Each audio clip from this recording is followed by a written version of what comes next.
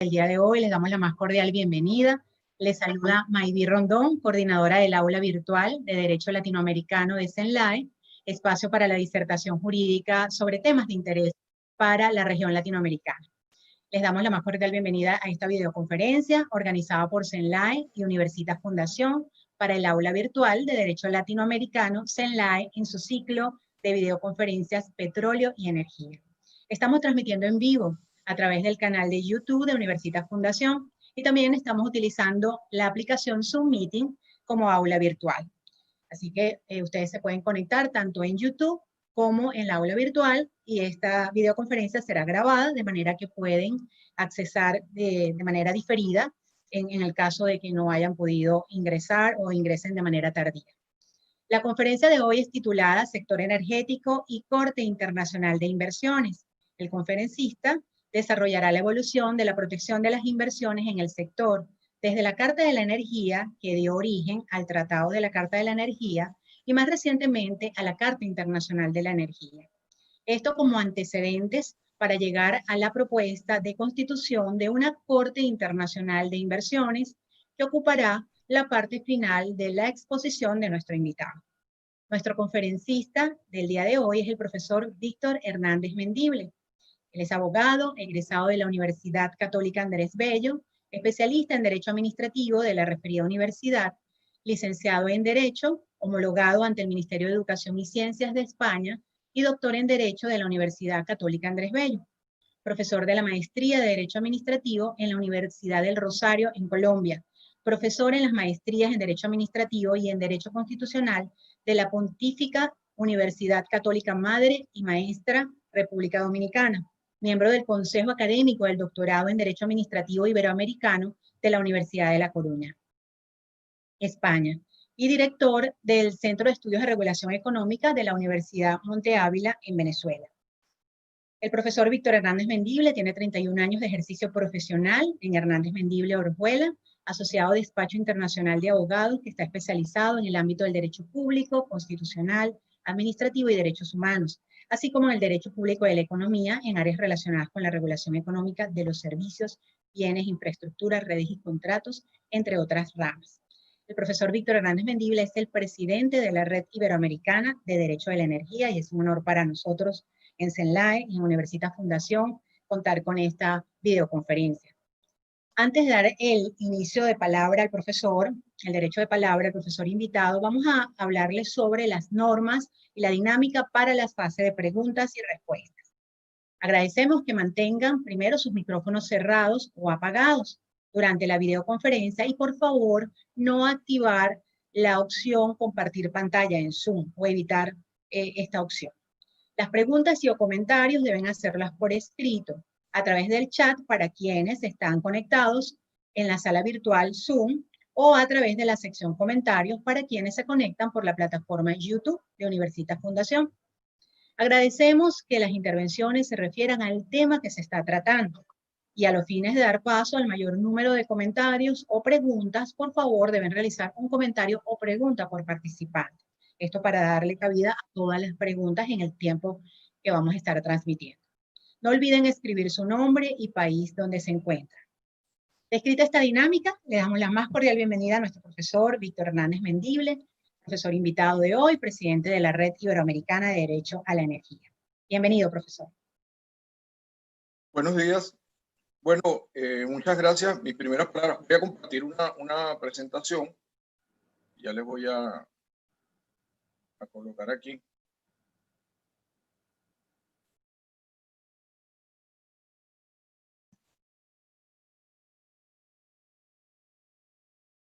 A ver que lo tome. Perfecto. Buenos días. Mis primeras palabras son de agradecimiento al CENLAE y en particular a la doctora Belén Ramírez Landaeta, al profesor Antonio Silva Aranguren y a la doctora Maybi Rondón, quienes han organizado estas actividades que se están llevando a cabo junto con la Fundación Universitas.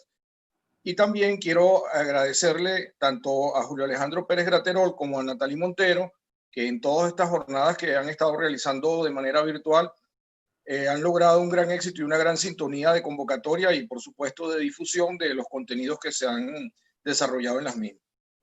Pues el tema que les propongo conversar en la mañana de hoy es la protección de inversiones, en cómo está regulada en el Tratado sobre la Carta de la Energía y la propuesta de la Corte Internacional de Inversión.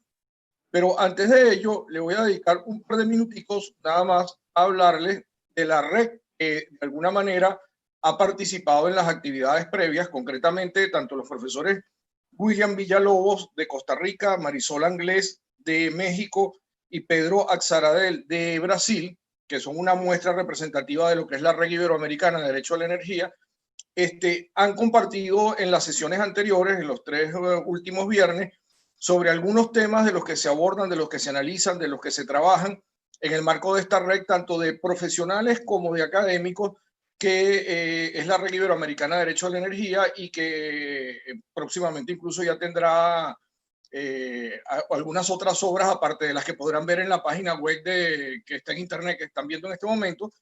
Va a tener algunas otras obras colectivas que van a comenzarse a editar.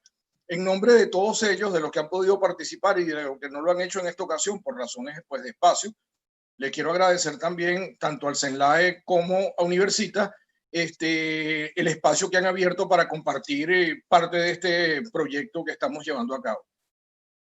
Dicho esto, les propongo el siguiente sumario. La idea es dividir la exposición en 3 grandes temas. El primero es el Tratado de la Carta de la Energía. ¿Cómo se llegó al Tratado de la Carta de la Energía y qué implicaciones tiene y su distinción con otros 2 instrumentos que son importantes pero que no tienen la condición de tratado internacional? ¿Cómo el Tratado de la Carta de la Energía es un medio de garantía de la protección de inversiones en el marco del sector energético por parte de los países que obviamente lo han suscrito? Y finalmente, ante los cuestionamientos que se han hecho al arbitraje internacional de inversiones, ¿cuál es la propuesta alterna que se ha formulado en ese sentido? Entonces, vamos a dedicarnos a hablar de cada uno de estos temas. En primer lugar, el contexto energético en el que estamos. Bueno, cuando nosotros vemos como una revisión de los puntos en común que se pueden encontrar en el marco de lo que es el desarrollo del derecho de la energía, vamos a ver que el derecho de la energía hoy puede ser abordado desde la perspectiva de los derechos humanos, de los servicios de interés general y de los objetivos del desarrollo sostenible. Fíjense que ya esto de por sí les permite ver la inmensidad o la complejidad del tema, cómo se puede abordar en los distintos espacios donde uno le corresponde interactuar en este sector. Pero a su vez, ya en el contexto de esa visión, hay que tener en cuenta varios elementos. Por ejemplo, el jurídico que está relacionado con la regulación que se orienta a la consecución de los objetivos de interés general, que no son otros que garantizar el acceso efectivo a la energía a todas las personas y que además este acceso efectivo a la energía sea en las condiciones que luego vamos a conversar. Pero además de eso, a luchar contra la pobreza energética en particular y todas las formas de pobreza de las que hablan los objetivos del desarrollo sostenible. Y esto ha abierto el debate sobre la energía como derecho humano, porque la energía es fundamental para garantizar el ejercicio de otro conjunto de derechos humanos, como la educación, como la salud, como el trabajo, como la vivienda adecuada e incluso hasta el descanso, el ocio. Es decir, hoy en día sin energía, creo que lo ha puesto en evidencia la situación sanitaria mundial, hubiese sido muy precario salir adelante en las condiciones que nos ha tocado vivir estos tiempos. Pero además de eso está el marco institucional, donde se separan los operadores de los agentes políticos y de las autoridades reguladoras. Está el económico, en el cual, en el contexto de una economía social de mercado, donde el Estado aplica el principio de subsidiariedad e interviene en aquellos casos donde en el marco de la oferta y la demanda las condiciones no están dadas para que se satisfagan las necesidades colectivas, el Estado entonces va a estimular la competencia a partir de esa intervención que debe ser la adecuada y la proporcional, no debe ir más allá de ello. Y desde el punto de vista técnico tenemos que las tecnologías deben ser modernas, limpias y eficientes. En el contexto social, la universalización de los accesos a los bienes y servicios energéticos que sean de calidad y además la RCE por parte de las empresas prestadoras o gestoras de los servicios de energía. Y un tema muy importante que cierra hoy en día este marco, que es el ambiental, aunque aparezca de último, no es porque sea menos importante, sino porque todos están en igual importancia y todos deben concurrir a garantizar este escenario energético al que estamos hablando, que es la reducción de los gases de efecto invernadero y la mitigación del cambio climático. Básicamente, bajo estas ideas, es que ustedes van a ver que va a transcurrir la exposición. Entonces, comencemos a hablar sobre el Tratado sobre la Carta de la Energía. Para entender esto, lo primero que nos toca es situarnos. No hay que confundir, por favor, les pido que pongan mucho cuidado en este punto, no hay que confundir la Carta Europea de la Energía, el Tratado de la Carta de la Energía y la Carta Internacional de la Energía. Y les hago énfasis en esto porque incluso he visto a expertos en materia energética que a veces están hablando del tema y mezclan unos con otros. Y cada uno tiene una naturaleza distinta y de allí se derivan unas consecuencias distintas. Inmediatamente en la exposición voy a hacer referencia a las razones que motivaron la Carta Europea de la Energía inicialmente, cómo se llegó al Tratado de la Carta de la Energía y luego qué es la Carta Internacional de la Energía de 2015. Comencemos. El surgimiento de la Carta Europea de la Energía. La Carta Europea de la Energía es una declaración política de entendimiento y cooperación entre los países del este y del oeste. Situémonos en contexto. ¿Qué fue lo que sucedió? La caída del muro de Berlín, como todos sabemos, marca un antes y un después en las relaciones entre los países occidentales y los países orientales. Los países orientales tenían los commodities, es decir, tenían las energías, el gas y el petróleo, pero no tenían la tecnología. Por otro lado, los países occidentales tenían la tecnología, pero le faltaban los recursos, las materias primas para trabajar, que eran las fuentes de energía. Entonces, ¿qué es lo que ha habido históricamente? Una suerte de convivencia donde los unos suplen a los otros, pues había que negociar. Era relativamente fácil porque se negociaba en bloque con el bloque soviético y de allí se mantenía una estabilidad en el suministro y bueno, y cada cierto tiempo revisaban los precios y tal.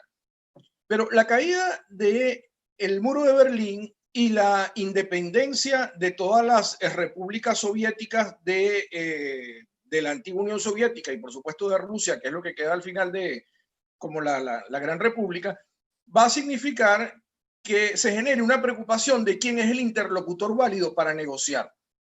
Y esa preocupación que le surgió al primer ministro holandés, o por lo menos él la lideró en su momento, en el año 91, es lo que va a dar pie a esta Carta Europea de la Energía, que tiene su justificación en tres ideas básicas. Una, la potencial inestabilidad de las repúblicas soviéticas.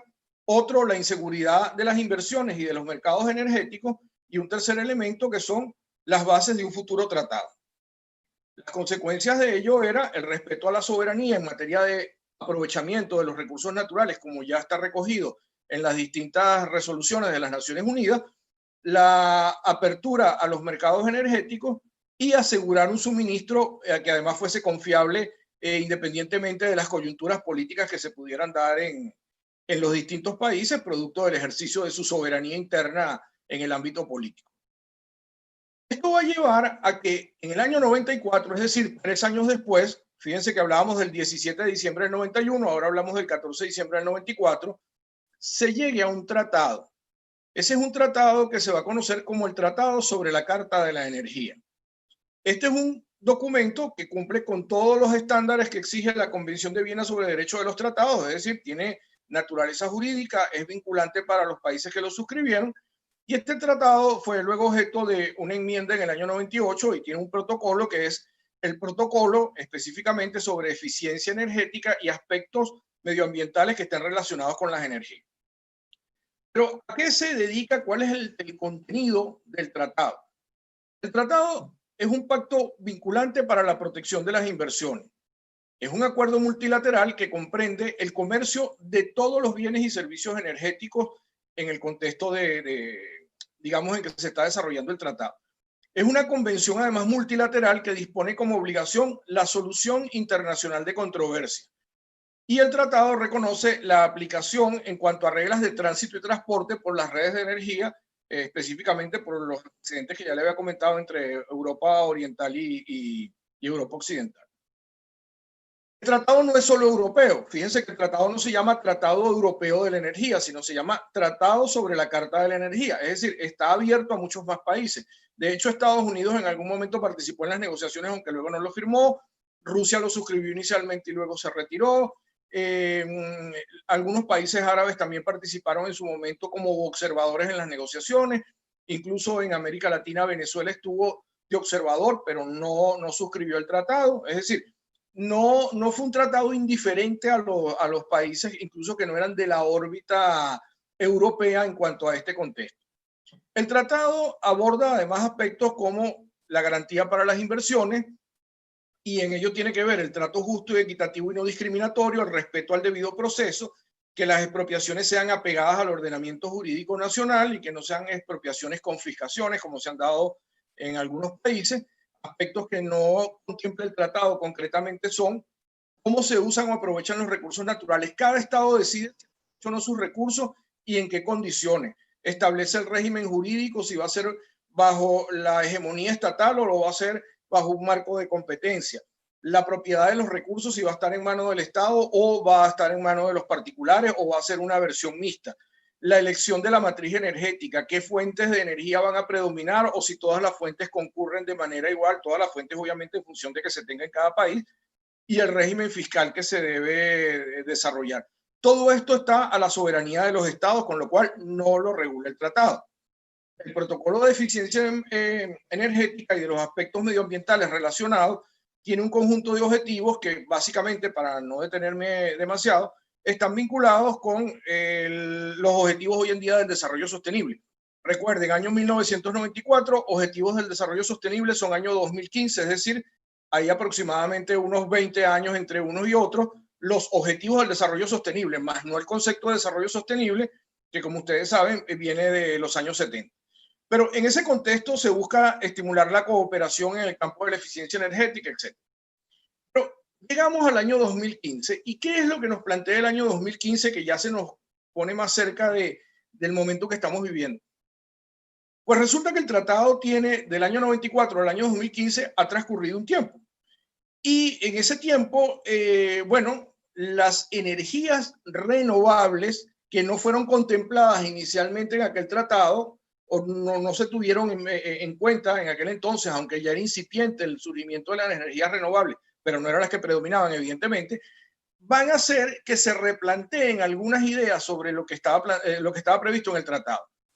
Esto va a llevar entonces a un nuevo documento que es la Carta Internacional de la Energía. Ojo, no es un tratado internacional, es una declaración política renovada con respecto al tratado que podría, no se sabe si será así en el futuro, llegar a constituirse en un tratado o complementario del de la Carta de la Energía o en un nuevo tratado que incluso deje sin efecto el de la Carta de la Energía y este se convierta en el único tratado en todo el sector energético.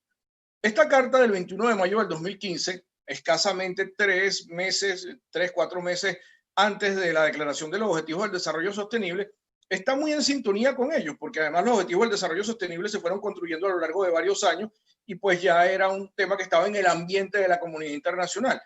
Tiene 3 grandes ejes de desarrollo, simplemente los voy a enunciar: objetivos y principios, acciones de propuestas prácticas y acuerdos específicos.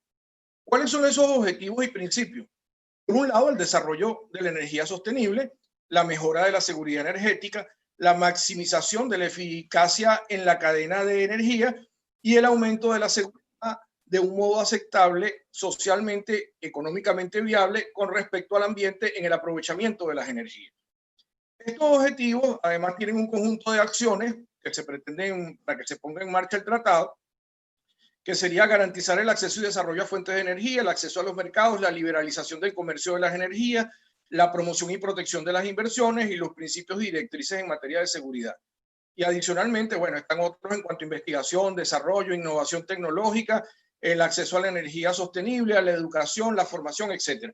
Básicamente, estas ideas que pueden ver en la Carta Internacional de la Energía, como ustedes se dan cuenta, son un paso más avanzado de aquella visión del año 94 en cuanto a cuál debe ser el contexto en el que se entienden las energías 20 años después. Pero vámonos al tratado, que es lo que nos interesa ahora analizar, habiendo dejado claro que el único que tiene la característica de un instrumento internacional jurídicamente vinculante es, de acuerdo a la Convención de Viena, es el Tratado sobre la Carta de la Energía. En materia de protección de inversiones, que es hacia donde nos orientamos para hablar luego de la Corte Internacional de Inversiones, los principios de protección han evolucionado de la siguiente manera. Los estados han sido los soberanos en el manejo, en la regulación, en la administración de sus recursos naturales. Pero en el pasado, antes de la Segunda Guerra Mundial, cuando se plantea un conflicto, generalmente se buscaba una mediación diplomática por parte de los inversionistas extranjeros en ese país, y según que pues quienes invertían eran países que tenían una mayor potencia económica y militar, pues podían darse y llegarse a dar incluso hasta intervenciones militares. Hoy en día, que vivimos un estado de derecho multinivel, como hemos conversado en otras oportunidades, subsiste la soberanía de los estados con respecto a los recursos naturales, pero se han juridificado las reclamaciones. Entonces, los mecanismos ya son las instancias nacionales, sin perjuicio del lobby que pueden hacer los representantes diplomáticos de un país, pero son las instancias nacionales a través de los medios extrajudiciales o judiciales de resolución de conflictos y el arbitraje internacional de inversiones. Fíjense que esto nos lleva a un eje más claro porque desaparece la intervención militar y los medios conflictivos para ello, para ir a un conflicto más civilizado donde la regla de derecho sea la que impere. ¿Qué principios tiene los tratados bilaterales de inversión y concretamente el Tratado de la Carta de la Energía? Pues habla del trato equitativo, del trato nacional, del trato de la nación más favorecida, del trato no arbitrario discriminatorio, de las expropiaciones o medidas de efecto equivalente que se adopten lícitamente, es decir, conforme al ordenamiento jurídico de cada país, y que además existan medios eficaces para tramitar las reclamaciones. Básicamente no hay nada distinto a lo que dicen todos los tratados, más allá de que la redacción pueda cambiar un poco de lo que dicen todos los grandes tratados en materia de protección y promoción de inversión. Pero aquí es donde comienza la parte interesante de por qué el arbitraje está en tela de juicio y entonces se propone la creación de la Corte. Resulta que en el caso concreto europeo, me voy a referir a lo que ha sucedido en los últimos 15, 20 años, ha ocurrido que se promovieron las fuentes de energías renovables, se generaron políticas públicas para el desarrollo, para el fomento, para la inversión en fuentes de energías renovables en casi todos los países de Europa. Hay dos eventos además que son claves para entender por qué se adoptó esto. Uno de ellos fue el terremoto que ocurrió en Japón, que generó el desastre nuclear de Fukushima, y el otro fue la crisis económica mundial. Estos dos eventos, si bien en principio, ante la subida de los precios de los hidrocarburos, particularmente del petróleo, que llegó a rozar los $150 el barril según el tipo de petróleo que se estuviera comercializando, pues resulta que, claro, los países dicen, bueno, pero no podemos seguir pagando, esto puede llegar a $200 a $300 y no es aceptable. Entonces, vamos a ir hacia un cambio de matriz energética. Ese cambio de matriz energética, en principio, llevó a pensar, concretamente a Alemania, que había que apostar a las energías nucleares. Pero el accidente de Fukushima llevó a cancelar ese proyecto y entonces a reencauzar todos los esfuerzos hacia las renovables. Bueno, el cuento es, para hacerlo corto, porque tendría que hablar de cada uno de los países que fue lo que hizo, que en el caso concreto español, que son líderes en el fomento de las fuentes de energía renovables, se generó una política favorable a ello, en particular para la energía solar y fotovoltaica. Y muchos países o muchos inversionistas de los países de la Comunidad Europea fueron e invirtieron en España, y muchas empresas españolas también fueron e invirtieron en España aprovechando esta política de fomento. La crisis económica lleva a que se cambie la política, y al cambiarse la política, los inversionistas se consideraron que habían sido afectados por el cambio de la política regulatoria del Estado. Como es natural, el que se considera afectado acude a la instancia nacional y demanda ante los tribunales competentes pues las reparaciones que procedan. E incluso en el caso español, algunas comunidades europeas que iban a verse afectadas porque se iba a disminuir la inversión en sus territorios, en sus espacios geográficos, por este cambio de política, decidieron también acudir al Tribunal Constitucional y demandar la nulidad de estas decisiones que se habían adoptado en el cambio de la política económica. El hecho es que todas las decisiones que adoptó tanto el Tribunal Supremo como el Tribunal Constitucional Español fueron desfavorables a las demandas que se intentaron. Entonces, otros de los afectados, visto que no había respuesta positiva en el ámbito nacional, obviamente todo esto está argumentado y está sostenido por un conjunto de decisiones y de argumentos que tendría que detenerme a explicar con detalle y no puedo hacer por razones de tiempo, pero que al final les voy a dar donde lo pueden leer con toda tranquilidad. Entonces, ante esos fallos que declararon la irresponsabilidad del Estado, por llamarlo de alguna manera, por el cambio de política regulatoria con respecto a los generadores que utilizaban fuentes renovables, se plantea el tema de, bueno, no sigamos perdiendo el tiempo, vamos a los arbitrajes internacionales. Pues resulta que los primeros arbitrajes internacionales, a pesar de la creencia que tenemos en Latinoamérica de que estas cosas nunca se le ganan a los inversionistas, el primer arbitraje internacional que salió, España lo ganó. 2 votos a favor, 1 en contra. El segundo arbitraje, el primero fue de enero del 2016, el segundo fue de julio del 2016, lo vuelve a ganar España. España ha sido demandado en arbitraje por este tema en más de 40 causas, o sea que es quizás el país más demandado en este momento, más no el único. Todos los países de la Unión Europea han sido demandados, todos los que fomentaron la inversión en renovables y cambiaron la política han sido demandados en los tribunales arbitrales. Y en 2019 obtuvo la otra victoria. Pero frente a eso, que podría verse como un éxito importante, tenemos que ha perdido 14 arbitrajes, que son millones de euros, donde se ha declarado la responsabilidad del Estado español, del Reino de España, por incumplimiento del Tratado sobre la Carta de la Energía. Pero de ellos me interesa destacar concretamente no qué fue lo que dijeron o no, porque bueno, básicamente es aplicando el tratado y los estándares que están regulados allí, cada arbitraje ha ido respondiendo a los planteamientos de la demanda. Pero el caso Acer, que fue el primero que le ganaron a España en el año 2017, España no se quedó con ello, impugnó el laudo. Y la respuesta a la impugnación acaba de salir en el mes de junio pasado, donde se declaró la nulidad del laudo que reconocía la responsabilidad de España por incumplimiento del Tratado sobre la Carta de la Energía, por la incorrecta constitución del tribunal, dado de que el tribunal, uno de los árbitros parece que tenía relaciones cercanas de profesionales con los expertos que dictaminaron en ese caso. Entonces, esto es uno de los temas que nos va a llevar ahora, para que ustedes entiendan a cómo aparece lo de la Corte Internacional de la Energía, la Corte Internacional de Inversiones, a plantearnos entonces, ¿por qué se pasa o por qué se pretende pasar del arbitraje internacional de inversiones a la Corte Internacional de Inversiones? En esencia, les he dicho que hay 3 modos de resolver los conflictos. Uno es el amigable, por supuesto se renegocian los contratos, eso es válido, y más en estos tiempos donde se hacen contratos o se toman decisiones a mediano y largo plazo y las circunstancias van haciendo que se vayan teniendo que adaptar en cada momento, a veces a favor del Estado en unos casos, a veces a favor del contratista en otros. Eso dependerá de las circunstancias y de las negociaciones a las que se lleguen. Pero obviamente, además de los tribunales nacionales, la otra opción es acudir al arbitraje internacional de inversiones, sobre todo cuando se tiene sospecha de que los tribunales nacionales no van a actuar favorable a las pretensiones que uno como inversionista tiene.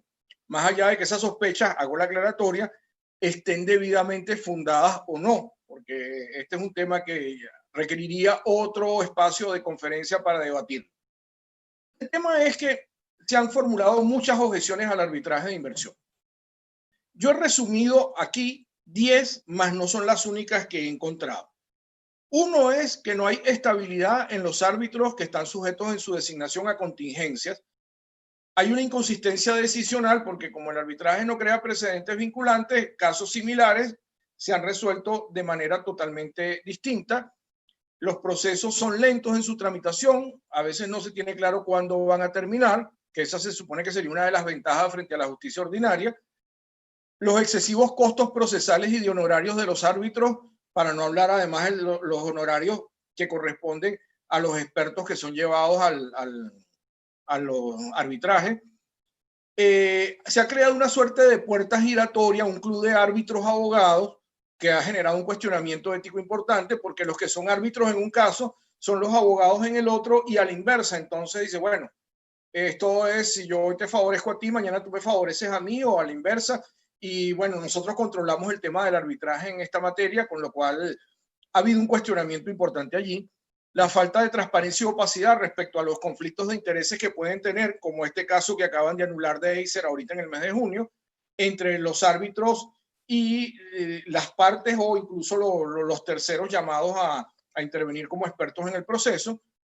Las sospechas de falta de imparcialidad, que por lo menos en el caso latinoamericano son permanentes frente a los países que han sido sometidos a arbitraje. Hay un tema en cuanto a la opacidad, porque los laudos deben ser confidenciales y no se puede saber lo que se dijo. Bueno, ¿y cómo evito yo volver a incurrir en lo que se dice que hizo mal Alemania o Austria o la República Checa si no sé cuál es el laudo, porque el laudo es secreto? Entonces, curiosamente, lo que se le pide a los jueces nacionales no lo cumplen los tribunales arbitrales en cuanto a la transparencia, y la ausencia de recursos ordinarios para cuestionar la validez de los arbitrajes. Les repito, hay otras más, pero me parece que estas son las más relevantes en cuanto a la doctrina o a la literatura que se ha generado sobre el tema. No obstante, hay que reconocer que hay antecedentes de casos donde no se resuelven por vía de arbitraje o que han dado pie a ir de este cambio del arbitraje hacia las cortes internacionales en materia de inversión. Uno de ellos es el Acuerdo Unificado para la Inversión de Capitales en los Estados Árabes, que fíjense que es bastante remoto, ya tiene casi 40 años, viene de los años 80. La denuncia de los tratados de inversión que han hecho varios de los países latinoamericanos, incluso concretamente un país como Ecuador en su última constitución, estableció que el arbitraje tenía que ser por árbitros latinoamericanos como condición para someterse a arbitraje, pero digamos varios de los países de América Latina han denunciado los tratados de promoción y protección de inversiones. Un caso muy importante es el Favental, que es una empresa sueca contra Alemania. Pongo este caso del 2012, que es el que interesa destacar, pero hay muchas otras demandas de esta empresa contra Alemania. Fíjense que Alemania, que es como la gran referencia del Estado de Derecho, ha sido demandado por el supuesto incumplimiento que consideran los suecos en que ha incurrido en materia de inversiones. Y todo esto ha llevado incluso a los pronunciamientos de la Comisión Europea. Concretamente, la Comisión Europea, en la resolución 217, perdón, en la resolución del 2017, que es la 384, ya había advertido algo que no se le puso cuidado en su momento, siguiendo la denominada doctrina Mícula contra Rumanía, que es el tema de las ayudas públicas. Les explico rápidamente, porque pues, este es un tema más complejo que solamente lo puedo enunciar ahorita. La doctrina Mícula consiste en decir que los estados tienen prohibido dar ayudas públicas a las empresas porque el marco de la Unión Europea es un marco de competencia. Entonces, los estados no pueden dar ayudas públicas a las empresas para el desarrollo de sus actividades económicas, salvo los casos que seccionalmente contempla el tratado. Y bueno, esto tiene todo un procedimiento para que se puedan dar estas ayudas. El tema es que la Comisión Europea considera que los laudos arbitrales que condenan a los estados al pago de sumas de dinero a inversionistas que están desarrollando actividades económicas en el contexto europeo constituyen una violación a la prohibición de ayudas públicas. Y de allí es que viene este pronunciamiento inicialmente de la Comisión en el año 2017, que luego va a ser ratificado por la propia Comisión el 17 de julio del 2018, cuando consideró, concretamente leo, que el derecho de la Unión, que es contrario al derecho de la Unión, el arbitraje inversor-Estado, cuando se trata de inversiones intracomunitarias, así como la aplicación del Tratado de la Carta de la Energía y los tratados bilaterales de inversión entre estos estados. Dicho de manera sencilla, usted no puede ser europeo para invertir, pero luego extranjero para demandar al país que le incumplió. Si usted invoca las libertades comunitarias y concretamente la libertad de circulación de bienes, de capitales, de servicios y de personas, porque es ciudadano europeo, luego tiene que someterse a las reglas del derecho europeo. Entonces no se puede escapar para ir a tribunales internacionales, ni mucho menos invocar que usted es un inversionista extranjero, que no lo es porque es un inversionista europeo para todos los efectos, a los fines de dirimir el conflicto con un Estado también europeo, me refiero a europeos de los que son parte de la Unión, que le hayan incumplido alguna obligación. Eso es básicamente las dos ideas que subyacen en las dos decisiones de la Comisión de los años 17 y 18. Pero fíjense que se iba creando como que la tormenta perfecta para frenar el arbitraje de inversión. Alemania molesta con lo que había pasado por un lado, la Comisión por otra, el peso que tiene Alemania en la Unión Europea es innegable, por supuesto, y entonces la Corte de Justicia de la Unión Europea, en una sentencia prejudicial del 6 de marzo del 2018, dijo específicamente que de acuerdo al Tratado de Funcionamiento de la Unión Europea, es contrario a los tratados de inversión entre países miembros el pretendido arbitraje internacional, por las razones que ya les había adelantado antes. En consecuencia, siendo este tratado contrario a los postulados del derecho comunitario europeo, no podía dársele validez a estos tratados. Esta sentencia va a ser clave para todo lo que vamos a ver de aquí al final, que ya estamos cerca de terminar la exposición y dar paso a las preguntas. Resulta que fíjense que esto fue el 6 de marzo del 2018. ¿Qué es lo que va a suceder? Exactamente 20 días después, 14 días después, la Comisión Europea tenía un documento elaborado que no había hecho público y que lo desclasifica, por llamarlo de alguna manera, que son las directrices del 20 de marzo de 2018. En estas directrices se plantea qué deben tener los tribunales de inversión. No se está refiriendo concretamente a las inversiones en materia energética, sino a las inversiones en general, porque el problema va más allá para los europeos de la inversión en un sector específico, sino de inversiones en general. Entonces ellos proponen la creación de un tribunal multilateral permanente que esté formado por jueces altamente cualificados y además éticamente que tengan absoluta integridad, que esos jueces gocen de las garantías de inamovilidad, imparcialidad e independencia, que sean seleccionados a través de normas éticas claras y pues, se puedan dirimir los conflictos de intereses mediante la inhibición, la excusa o cualquier otra figura que permita que ellos se separen en los casos en que se les plantee esta situación. Además de eso, la designación debe hacerse mediante una evaluación de procedimientos objetivos y transparentes, cosa que dista mucho de lo que pasa en los tribunales arbitrales, y plantea la posibilidad de la apelación que se funde en tres aspectos concretamente: errores de derecho, errores de manifiesta apreciación de los hechos o errores procesales graves. Plantea incluso la posibilidad de una suerte de reenvío o de devolución por parte del Tribunal de Apelación con respecto al Tribunal de Instancia que conoció el caso cuando haya sido cuestionada la validez del fallo. La necesidad de un mecanismo de ejecución eficaz a escala internacional. Y de esto hay algunos ejemplos que ya se han ensayado, como son el Tratado Unión Europea-Canadá, el Tratado Unión Europea-México, el Tratado Unión Europea-Vietnam, el Tratado Unión Europea-Singapur y otros que se han venido firmando más recientemente. Pero me quiero detener solo para que vean además que están involucrados distintos continentes en este escenario, y dentro de ello en el americano tenemos específicamente Canadá y un país como México ya propiamente en el contexto latinoamericano. ¿Qué importancia tiene saber además esta información con respecto a Canadá? Pues resulta que eso planteó dudas el tratado con Canadá, que generó este dictamen de la Corte de Justicia de la Unión Europea del 30 de abril de 2019. Y en ese dictamen, que es muy importante leerlo completo, la idea que les quiero transmitir básicamente es que el derecho de la Unión Europea no es contrario a la existencia de la creación de estos tribunales, es decir, de los tribunales de protección de inversiones. Lo único es que los tribunales de protección de inversiones están circunscritos a la aplicación del tratado y del derecho europeo específicamente involucrado con la inversión concreta. No pueden estos tribunales interferir o afectar con sus decisiones el funcionamiento de las instituciones de la Unión Europea, como puede ser el Parlamento, el Tribunal de Justicia o la Comisión. Básicamente eso es lo que se dice aquí en este dictamen del 30 de abril de 2019. Pero esto también nos lleva entonces a la pregunta, bueno, muy bien, la Unión Europea acepta las cortes de inversión, las promueve, pero ¿por qué eso tiene además una importancia particular si ya nos habían hablado que el 6 de marzo del 2018, perdón, se habían adoptado la decisión del Tribunal de Justicia de manera prejudicial? Bueno, esto va a llevar a las siguientes consecuencias.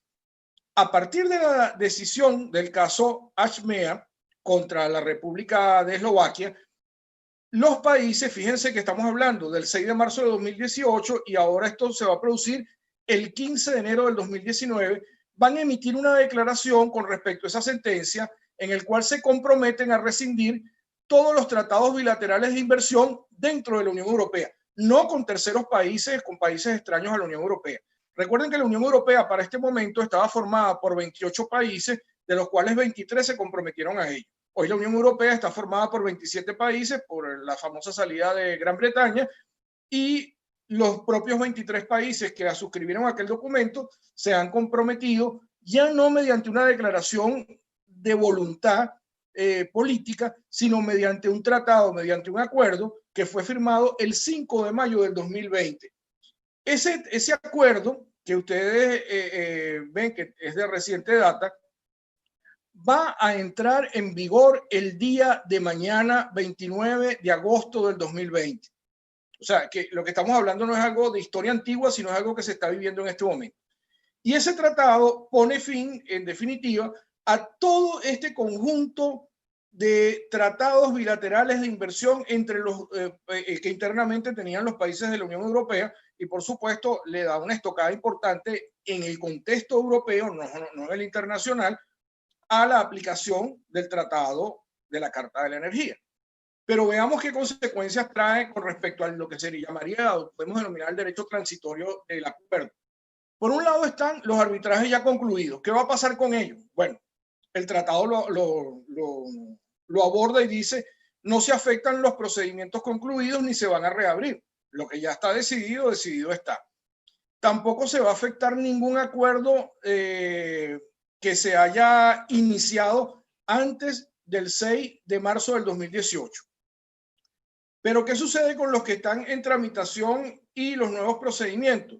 Entonces ahí se le va a aplicar lo que dice el artículo 7 del acuerdo y concretamente hay que notificar por un lado a los tribunales arbitrales sobre la importancia de la decisión del 6 de marzo de 2018 y segundo, los procedimientos que se estén llevando a cabo o los trámites que estén ya en fase final deben ser suspendidos o anulados o abstenerse de aplicación a partir de que entre en vigor el tratado. Les repito, a partir de mañana el tratado está firmado, pero no está en vigor en este momento.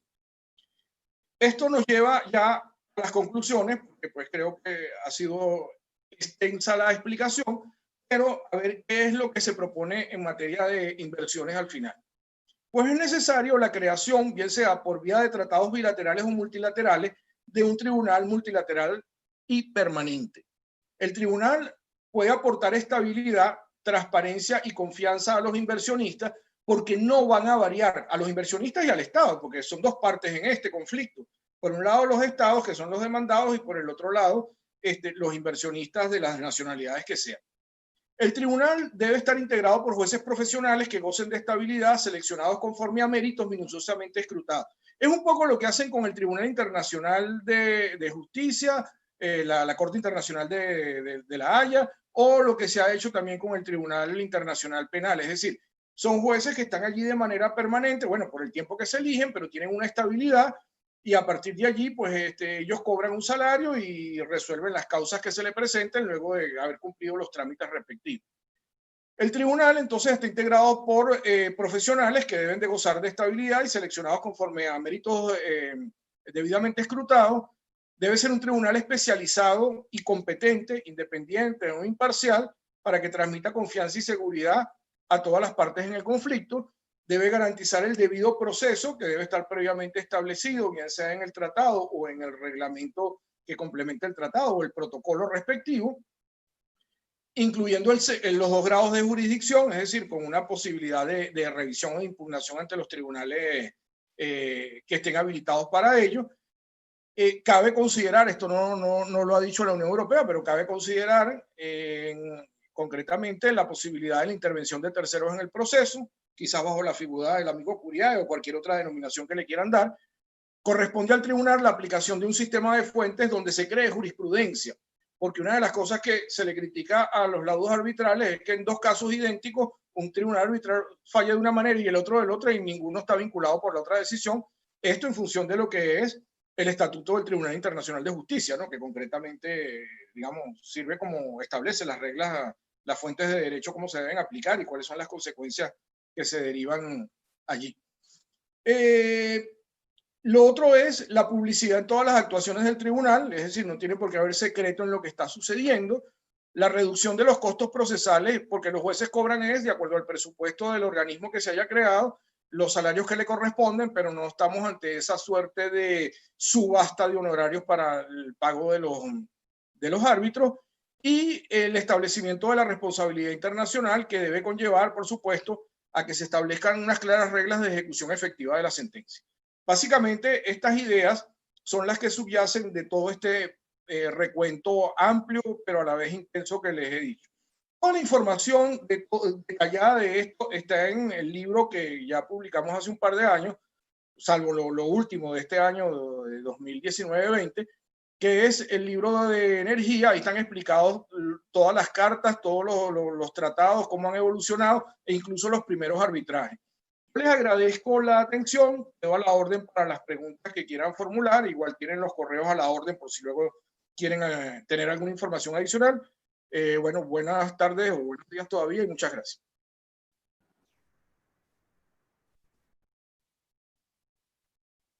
Muchísimas gracias, profesor, por esta interesante exposición, especialmente por ponernos en contexto de lo que está pasando en Iberoamérica y de esta propuesta de creación de la Corte Internacional de Inversiones. Vamos a saludar a los profesores que tenemos invitados, a la doctora Belén Ramírez, que está en nuestra aula virtual en la sala de Zoom. Ella es presidenta de FUNEDA, al profesor José Gregorio Silva Bocaney, al profesor Antonio Aranguren. Y vamos a pasar a la sección de preguntas. Les recordamos que lo pueden hacer en nuestro a través del chat. Y en la plataforma de YouTube lo pueden hacer en la sección comentarios.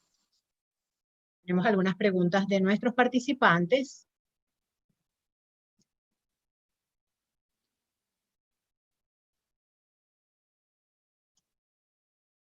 La Carta Internacional de Energía está destinada a convertirse en un tratado que sustituya o complemente al Tratado sobre la Carta de la Energía.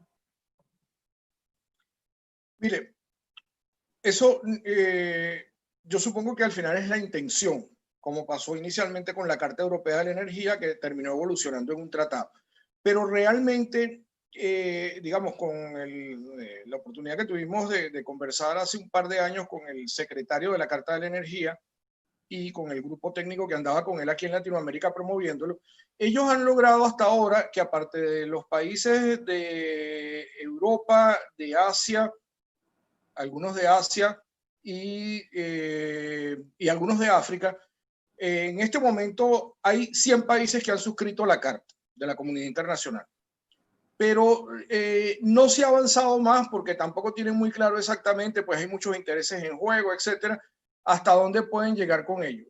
Yo creo, pero es una especulación, porque le digo, le hice esa pregunta también en su momento al secretario, me dijo, habrá que ver qué nos dice el tiempo, fue la respuesta de él.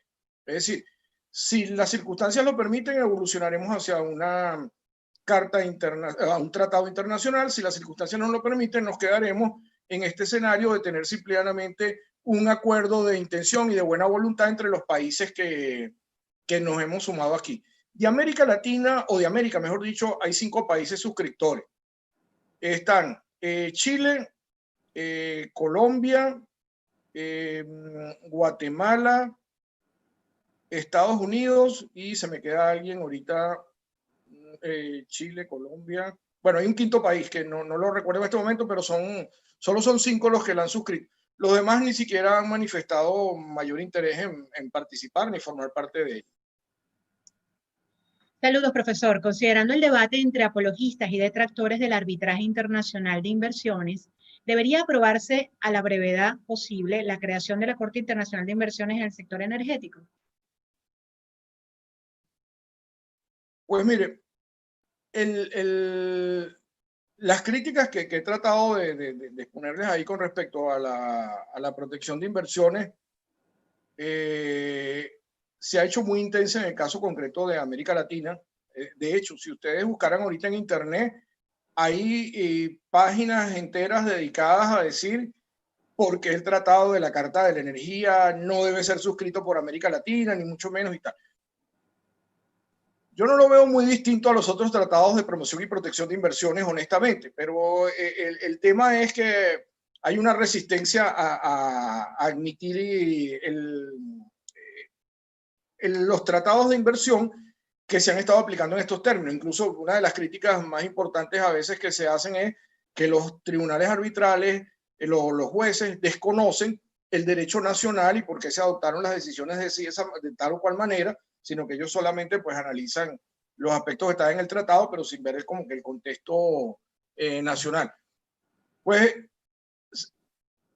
yo le diría que quizás lo que hay que evaluar es que incluso ahora, esto que inicialmente parecía que era una idea de los países menos desarrollados en contra de los arbitrajes por las empresas internacionales de los países más desarrollados, fíjense que ahora no lo está planteando solo los países menos desarrollados, que el Tribunal, ¿cómo se llama? El Tribunal Constitucional Federal Alemán en Alemania ponga en cuestionamiento las decisiones que están adoptando porque ponen en tela de juicio el sistema de justicia alemán, o que la propia Unión Europea, ya no estoy hablando de un país como Alemania, sino de la Unión Europea en su conjunto, a través de la Comisión haya cuestionado esto, que España haya logrado la nulidad de un arbitraje porque no ven tan claro cómo están funcionando la designación de los árbitros, lejos de beneficiar el arbitraje de inversiones, más bien fomenta esta tesis. El tema es que nos guste o no, y hago una aclaratoria además, no es que el arbitraje va a desaparecer. El arbitraje no va a desaparecer porque además de que está el arbitraje comercial, el otro tema es que el arbitraje lo que tiene es que renovarse, mejorarse, perfeccionarse, es decir, lo que se requiera y mantenerse como una opción para quienes quieran acudir a él. Pero este escenario ya no es virtual, es una realidad.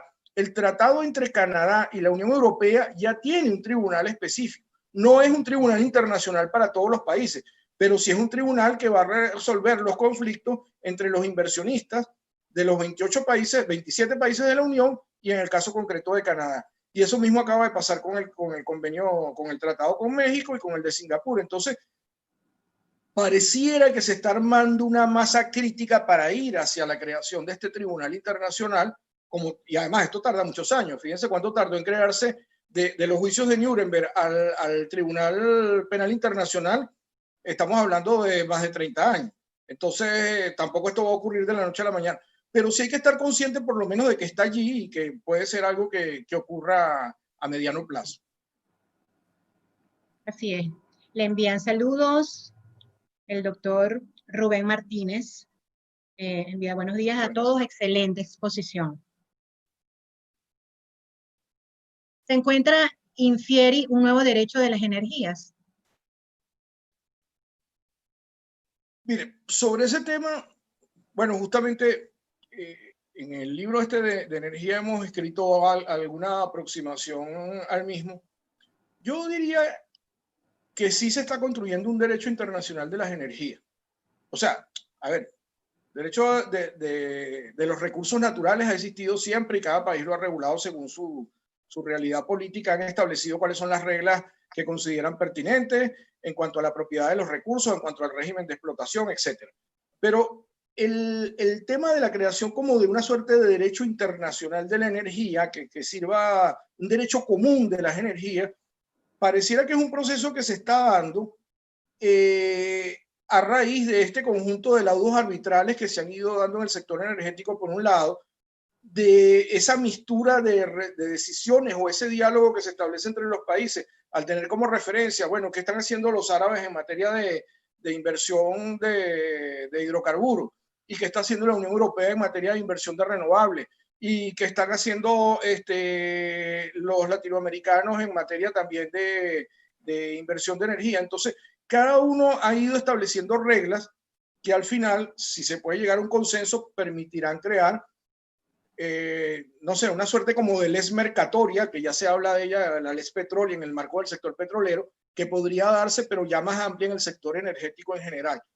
Esto es un tema, obviamente, también de mucho debate, de mucha discusión, muy polémico, pero al final la tendencia para captar inversiones por parte de los países, y más ahora que estamos en esta recesión económica a nivel mundial que va a durar por lo menos hasta finales del próximo año, si digamos, siendo optimistas, va a llevar a que todos tienen que competir y el que dé las mejores reglas y las mejores condiciones, que no implica perder soberanía ni mucho menos, lo que implica es dar las condiciones de seguridad jurídica necesarias para que los inversionistas se sientan motivados a invertir, a sacar el beneficio que ellos esperan y por supuesto aprovechar los recursos que están allí para beneficio tanto del país que los tiene como para el propio beneficio económico de ellos. Si esto se da, pues cada vez veremos más que la tendencia va a ser a copiar al vecino o al que tiene las mismas fuentes que uno para tener unas reglas comunes que me permitan, ante mis ventajas naturales, poder competir con él con las ventajas jurídicas que les estoy brindando.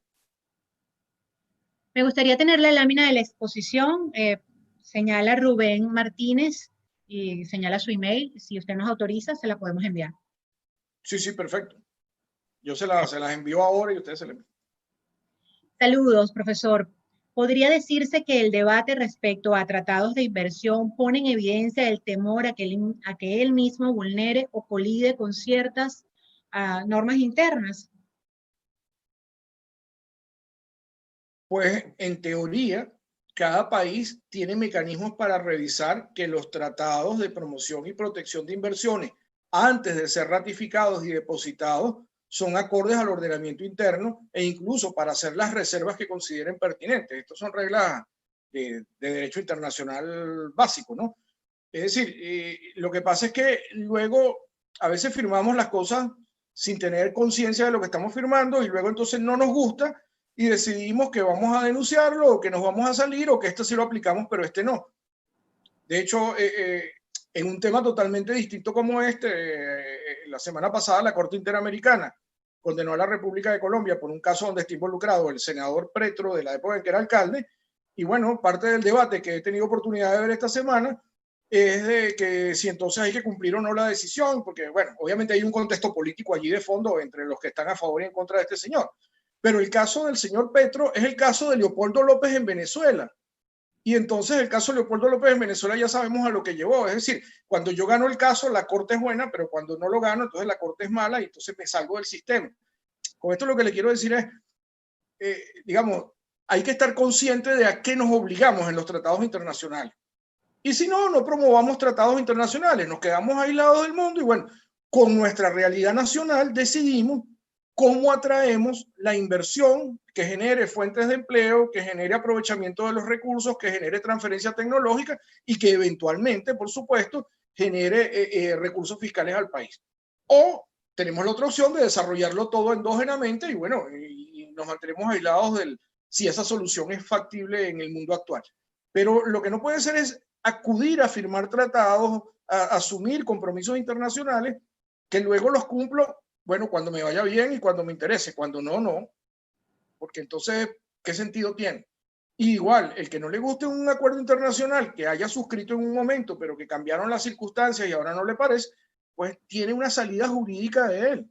O sea, lo que es que yo creo que con leerse la Convención de Viena y ver las reglas que están allí, que al final todos los documentos internacionales la transmiten en sus declaraciones finales, ya uno puede tomar la decisión que corresponde y si se queda o se mantiene, pues nadie está obligado a ser parte de otro en un tratado si no le interesa.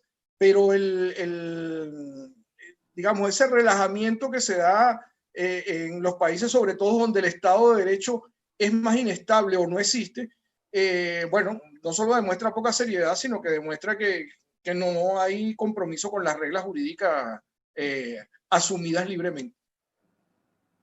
Desde la plataforma YouTube, Iván López, profesor, su excelente exposición revela la crisis del arbitraje internacional de inversiones.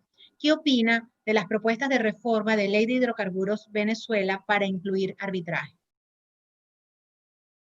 Mira, no conozco el texto de la ley de hidrocarburos que tengan actualmente. Sé que hicieron alguna reforma muy puntual o propusieron en el 2016, pero que luego fue anulado por el Tribunal Supremo, y entiendo que han presentado ahorita en la Asamblea unos nuevos documentos, igual en el sector energético, perdón, en el sector eléctrico.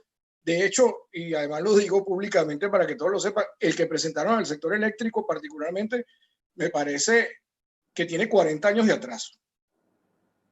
O sea, a lo que estamos ahorita en el sector eléctrico a nivel internacional, estamos volviendo a la pre-Venezuela Saudita en esa materia, cuando estamos en el siglo XXI, iniciando la tercera década.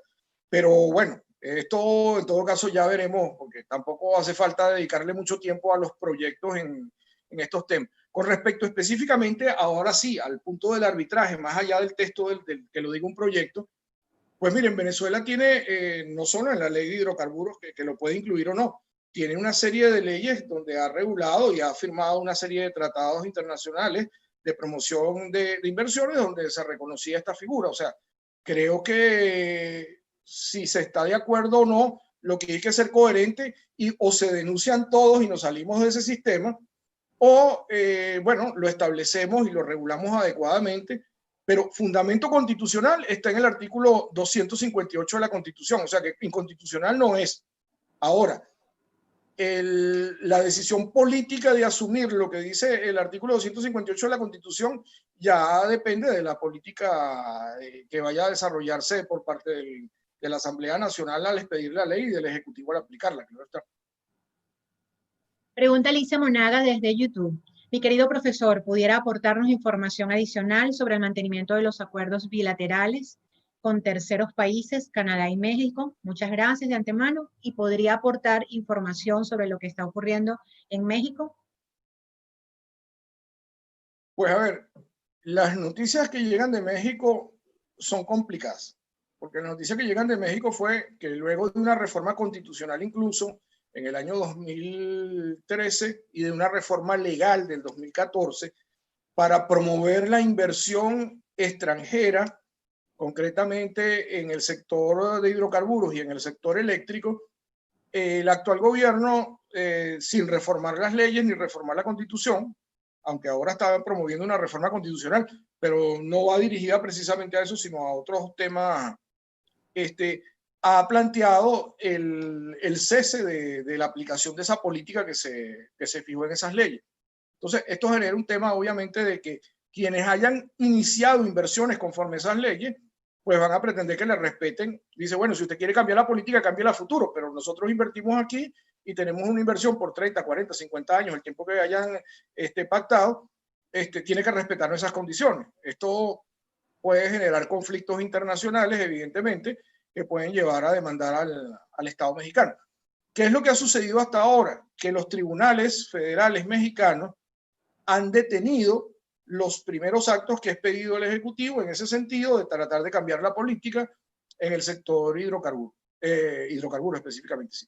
En todo caso, a la persona que estaba preguntando, creo que es Alicia Monagas que preguntó, yo le puedo facilitar el libro que acaba de publicar este año la UNAM sobre cuál es la transición en la que se encuentran. El Instituto de Investigaciones Jurídicas de la UNAM se refiere a ese proceso tan complejo que están viviendo, no en el sentido de decir que si tiene la razón el Estado, tiene la razón o la política anterior o la de ahora es mejor, sino en el sentido de dar la fotografía. Miren, tuvimos tantos años bajo este esquema, transitamos hacia parecía que íbamos hacia acá, pero ahora pues hay vientos que soplan en sentido contrario. Es decir, ¿qué va a suceder? Es una especulación que pues académicamente, científicamente no se puede hacer. Todo dependerá del desarrollo de los acontecimientos políticos y jurídicos, obviamente, en el caso mexicano. Con respecto al tema del Tratado de Canadá, pues estos son tratados básicamente, igual que el de México, el de Singapur, son tratados que, tomando en cuenta las particularidades de inversión que existen con cada país, en el tema de la protección de inversiones son tratados estándares. Entonces, ¿qué es lo que pretenden hacer con esto? Bueno, miren, vamos a crear un tribunal que ya nosotros de una vez, después que firmamos el tratado, decidimos quiénes son las personas que van, si se plantea el conflicto, a resolverlo. Esas personas que van a resolver el conflicto, que van a estar en este tribunal, en este caso bilateral, pues son elegidos cumpliendo con estos criterios que hemos delimitado y los procedimientos de revisión, que es un poco lo que dice el dictamen del año pasado del Tribunal de Justicia de la Unión Europea, son compatibles con el ordenamiento de la Unión Europea y no son incompatibles con el ordenamiento de los países que individualmente lo han asignado frente a la Unión. Entonces, cualquier país de la Unión que invierta en uno de los países, caso de Canadá o caso de México, puede invocar ese tratado de inversión si se presentara el conflicto. Lo natural o lo normal o lo deseable, mejor dicho, es que el conflicto no se diese, pero como generalmente hay intereses contrapuestos, el conflicto se va a dar. Pero si se va a dar, que se resuelva de una manera razonable y amistosa que genere la menor cantidad de costos posible.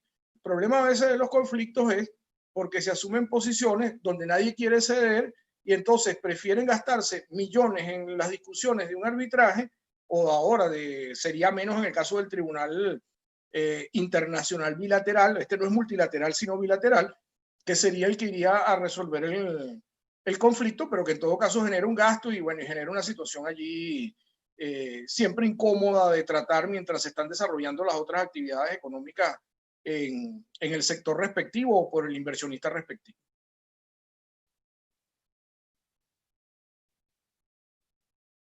Micrófono.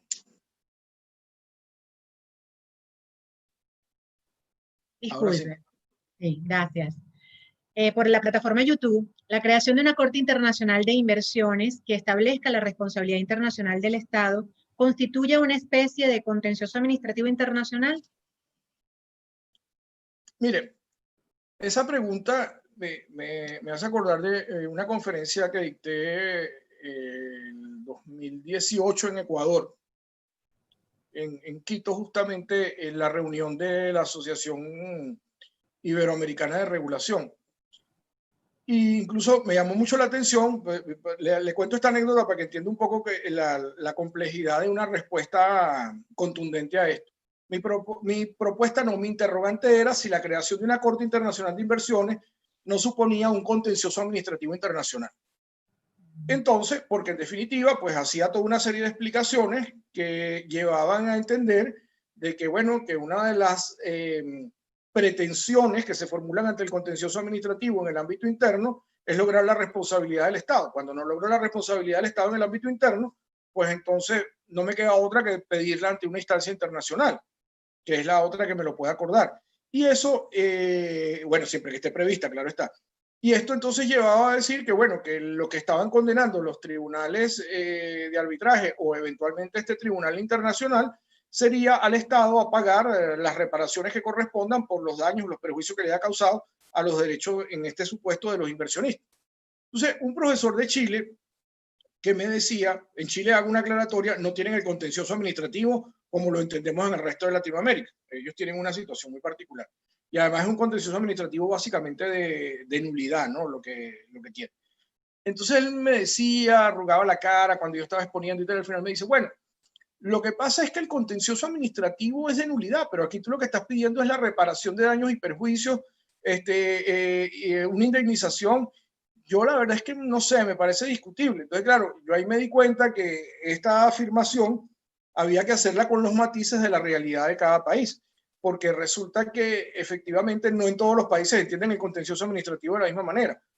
Para los que entendemos que el contencioso administrativo es una jurisdicción plena, que no solo anula, sino que condena y restablece situaciones jurídicas, esto no ameritaría mayor diferencia, y más en esto que hemos denominado el Estado de Derecho multinivel, porque lo que no se logra respetar y no se logra reparar en el orden interno, pues queda la instancia internacional para ello. Pero resulta que en los países que entienden el contencioso administrativo solo como el juicio al acto, a pesar de que estemos en el siglo XXI, pero es, digamos, la visión que tienen por su desarrollo institucional a nivel nacional, pues evidentemente que esto de la condena, que incluso podría requerir en estos países de acudir a acciones de naturaleza civil, ante tribunales civiles, quizás no corresponda a la teoría de un contencioso administrativo internacional por esa razón. Entonces, o sea, haciendo esta precisión, tendría que decirle, sí constituiría una suerte de contencioso administrativo internacional, pero no para anular actos, porque realmente la política nacional no la cambian las decisiones de los tribunales internacionales. Ellos le dicen, mire, usted fijó su política, usted asume las consecuencias de ello, que es reparar. Lo único que le estoy diciendo es, si causa un daño, repare.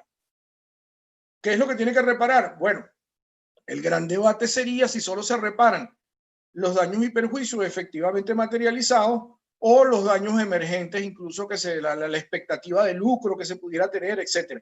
Ese es el punto allí. Pero hoy en día, por ejemplo, si lo lleváramos al sistema interamericano en materia de derechos humanos, la Corte Interamericana no solo condena el daño material, sino el daño moral también, el daño no patrimonial, como llaman ellos. Es decir, estamos ante temas donde, pues, ante la pregunta que se hacía antes con respecto al derecho a la energía, cabe decirlo aquí, todo está en construcción, ¿no? Y hay que irle haciendo seguimiento, pero no de meses, sino de días y de horas, porque entre lo que yo estoy diciendo en este momento y lo que puede suceder el lunes, puede ser que hayan cambiado varias de las cosas que dije ahorita y que ustedes digan, no, pero si yo estoy actualizadísimo en ese tema, y dice, no, pero es que acaba de producirse esto, que cambió alguno de los planteamientos que hizo el expositor el viernes. Yes. La ley de hidrocarburos, esto es un comentario de Rubén Martínez. La ley de hidrocarburos no acepta arbitraje internacional para la resolución de conflictos. Se resuelve por vía de los tribunales nacionales alejando la inversión extranjera. Solo un comentario, si tiene algo que agregar, profesor. Sí. Miren, bueno, eso ya es una decisión. Yo recuerdo que en el año, creo que fue 2011, 2012, no recuerdo exactamente, hubo una cumbre Unión Europea-América Latina. Se reunieron en Santiago de Chile. Todos los países de la Unión Europea, los 27 países, los 28 países acudieron, de América Latina también fueron todos. Y la Unión Europea les digo, oiga, estamos pasando por una crisis que comenzó en el 2008 y que, bueno, estamos tratando de salir de ella. Nosotros tenemos tecnología y ustedes tienen los commodities. A ustedes les hace falta la tecnología para aprovechar mejor los commodities, a nosotros nos hacen falta los commodities para, evidentemente, mantener nuestros estándares de desarrollo. ¿Qué les proponemos? Dennos seguridad jurídica para definir si invertimos o no. ¿Qué significa dennos seguridad jurídica? Si Venezuela dice que hay arbitraje, que mantenga la palabra y vaya al arbitraje cuando corresponde. Y si dice que no hay arbitraje, pues no hay arbitraje y ya sabemos que allí las cosas se resuelven en los tribunales nacionales. Es decir, hay una regla clara establecida y se va a mantener durante el tiempo. ¿Qué es lo que pasa en el caso, bueno, lo que pasó en la cumbre para llevarlo nuevamente al caso venezolano? Hubo 5 países, entre ellos Venezuela, que rechazaron dar seguridad jurídica, que es lo más elemental que puede pedir cualquiera, no en la inversión, en cualquier cosa de la vida. Y decidieron que ellos no iban a firmar la carta de intención, era una carta de intención, o sea, ponemos todos la firma aquí y decimos que nos comprometemos a garantizar la seguridad jurídica a los inversionistas de la Unión Europea, ni siquiera eran los inversionistas mundiales. Los otros países de América Latina que estaban presentes suscribieron la carta. ¿A dónde se van a ir los inversionistas? Dentro de la seguridad jurídica que da cada uno al que le haga la mejor oferta de inversión. Porque si el uno le dice que le reconoce tanto en la inversión y el otro le da cuánto y el uno le dice que tiene que esperar 2 años para repatriar los dividendos y el otro le dice que tiene que esperar 30 días para llevarse sus ganancias, pues cada quien decidirá dónde invierte. Lo que le están diciendo es, mire, si usted fijó esta regla en su país, que lo hace soberanamente, cúmplala. Pero no me digan que si yo voy 90-10 con usted y invertí, cuando usted se queda con los 90 y yo me quedo con los 10, luego cuando sale el negocio y ya tengo que obtener el rendimiento, entonces me dice, no es 90-10, es 99-1. Problema de Venezuela, no sé si ustedes se acuerdan con aquella famosa ley de mayo del 2009, que cambiaron incluso la naturaleza de los contratos de prestación de servicios en el sector hidrocarburo y los declararon contratos administrativos sobrevenidamente por ley con el objeto de evadir las indemnizaciones, como que si la responsabilidad del Estado no estuviese reconocida por incumplimiento de contratos administrativos en el 259 de la Constitución y en el 140 de la Constitución.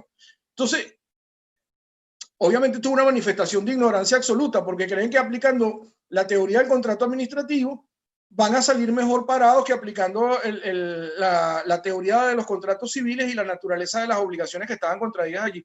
Entonces, dictan una ley para pretender evadir eso que va a traer consecuencias porque la responsabilidad del Estado es una cláusula general y si hay tratados de inversión es una cláusula además internacional a la que el Estado se comprometió. Ahí no hay forma de evadirlo. Entonces, que lo diga o no lo diga la ley, pues esa es la decisión que adopta el legislador soberanamente. Las consecuencias es, bueno, habrá que competir con los que dan tratados de inversión o con los que garantizan los tratados de inversión. Los arbitrajes de los que no lo garantizan. ¿Eso nos hará más difícil las inversiones? No necesariamente. Brasil, por ejemplo, nunca ha estado involucrado con el tratado del CIADE y Brasil tiene muchos inversionistas en muchos sectores. Es decir, no al estar anclado a un tratado de inversión necesariamente va a ahuyentar o no la inversión, pero la ausencia de seguridad jurídica sí ahuyenta la inversión. Entonces, la regla que define el Estado es válida, siempre que esté en la Constitución. La aplicación y el cumplimiento de esa regla que el propio Estado se dio es lo que importa en estos casos. Carlos Javier Díaz, desde la plataforma YouTube. En base a esta Corte Internacional de Inversiones, en el caso de las ejecuciones de los fallos, ¿qué medidas se prevería para la ejecución forzosa de las sentencias cuando se condenen a los estados? Vemos que decisiones de esos órganos multilaterales de justicia quedan ilusorias en el tiempo. Caso concreto, casos ante la Corte Internacional de Derechos Humanos, en lo que se ha condenado a Venezuela y no se han podido ejecutar. Sí, bueno, volvemos un poco al tema del incumplimiento de las obligaciones. Más allá de las calificaciones de Venezuela como estado forajido, fallido, las distintas calificaciones que le han dado, el tema es que Venezuela ha dejado de incumplir las obligaciones internacionales hace rato. Se salió de la comunidad andina, que era, digamos, donde estaba mejor posicionado en el contexto regional, porque ese era un acuerdo neoliberal de libre tránsito de bienes, personas, servicios y capitales. Pero se metió en el Mercosur, donde entró mal y lo terminaron expulsando peor por una razón que es idéntica. Si ustedes leen el artículo 1 del acuerdo de creación del Mercosur, dice lo mismo de las razones que dio el presidente de turno por lo cual Venezuela se debía salir de la comunidad andina. Lo que pasa es que en el trasfondo había una ideología política que se pretendió manejar allí, que, bueno, como todo en este péndulo, las cosas van un rato hacia un lado y luego se devuelven al otro. Entonces, ¿qué es lo que sucede? Las sentencias nunca se van a cumplir si no se actúa conforme a los principios de buena fe que están recogidos en los tratados internacionales en materia de derechos humanos. El principio de efecto útil, el principio del cumplimiento de las obligaciones como han sido pactadas. Todos estos principios que vienen incluso no del derecho internacional, que vienen del derecho romano antiguo, son los que hay que cumplir. Si, bueno, los tenemos, los conocemos. Si no existieran reglas expresas, habría que cumplirlos y obedecerlos porque son principios generales del derecho universal. ¿Por qué razón entonces no lo hacemos? Bueno, porque no hay voluntad. Y ahí no hay medio de coerción posible para lograr esta ejecución si uno no lo va a cumplir. De hecho, yo escribí un artículo en un homenaje que le hicieron al profesor Gruber en Colombia a propósito de aquellos que descalifican el contrato administrativo diciendo que es autoritario y que el contrato administrativo es un contrato donde no hay igualdad de partes y tal. Y yo le decía, bueno, y díganme qué son los contratos de seguro y los contratos de tarjetas de crédito y los contratos de hipoteca. Es que yo me siento a negociar con los bancos y con el que me dé el crédito y le digo, no, mire, esa cláusula me parece exorbitante y no voy a aceptar que me la ponga. Al final del día, esa exorbitancia no solo está en los contratos administrativos, está en los contratos civiles y los contratos mercantiles. El hecho de que nos mudemos del derecho administrativo al derecho civil, si el Estado no quiere cumplir, no va a cambiar absolutamente nada, porque no van a cumplir el fallo, que no cumplen internacionalmente y que no cumplen cuando lo ordena la jurisdicción contenciosa, ¿por qué si lo van a cumplir cuando lo ordena la jurisdicción civil? ¿O es que acaso dan más miedo los jueces civiles que los jueces contencioso administrativos, los internacionales? Al final de cuentas, es un tema de irrespeto al Estado de Derecho y a las instituciones. O sea, no tiene que ver ya con un problema jurídico, sino extrajurídico. Yo no cumplo porque no me provoca, porque no me interesa, porque no me apetece, y digan lo que digan, me da igual.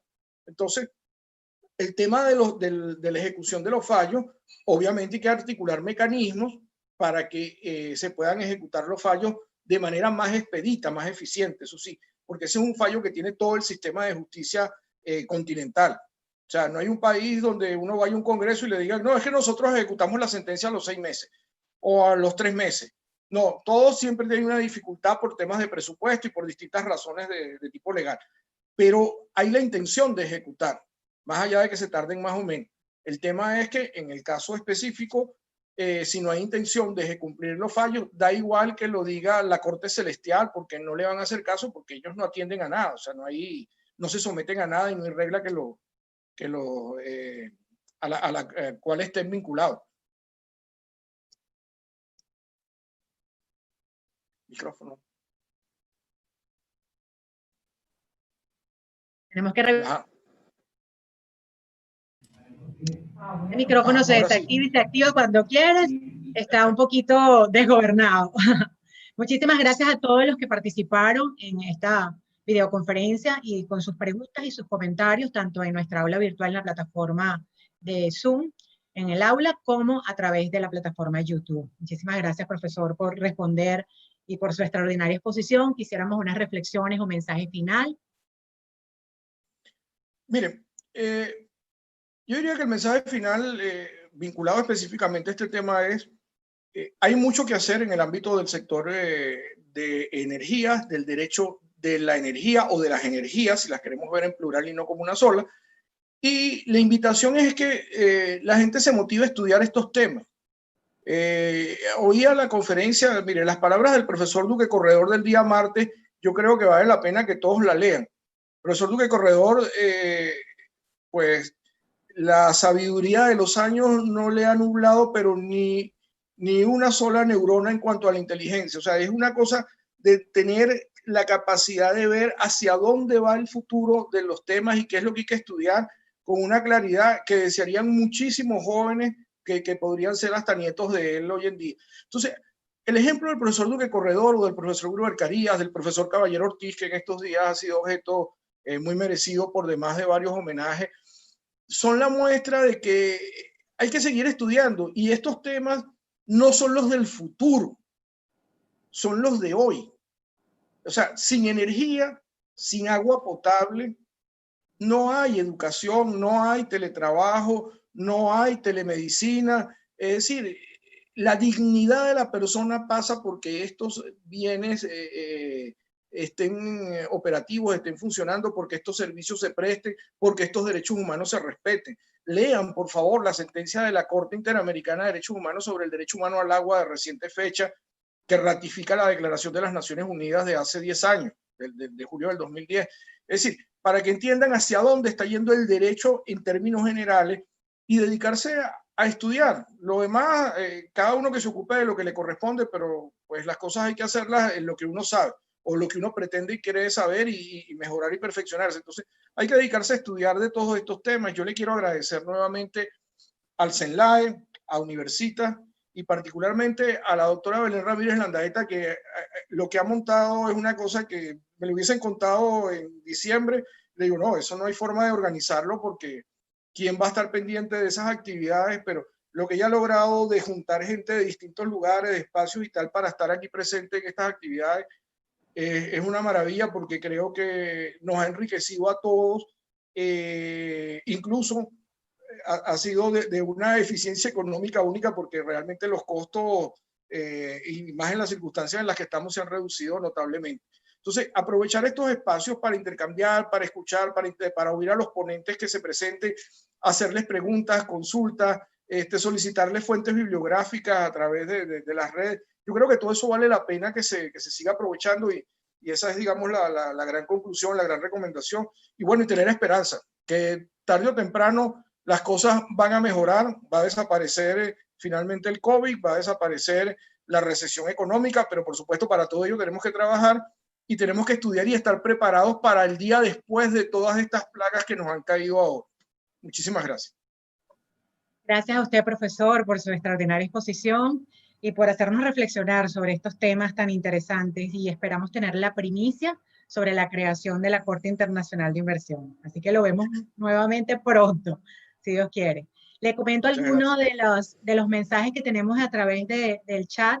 El doctor Rubén Martínez, muchas gracias, excelente exposición. Doctor Víctor Hernández. Alicia Monagas, mi estimado profesor, muchas gracias por su excelente ponencia y las respuestas a las preguntas que le hemos formulado en el foro. Es un privilegio escucharlo y que me acompañe en estos temas. Bueno, muchas gracias a todos y con mucho gusto. Ahora les envío la presentación para las personas que la requieran, pues se comunican directo con Universitas, o igual si quieren me escriben a mi correo, que es muy sencillo porque es victorhernandezmendible@gmail.com, o entran a la página web mía y ahí consiguen también los correos, el otro correo alterno, y me pueden escribir por cualquiera de esas vías. Muchas gracias. Gracias a usted, profesor.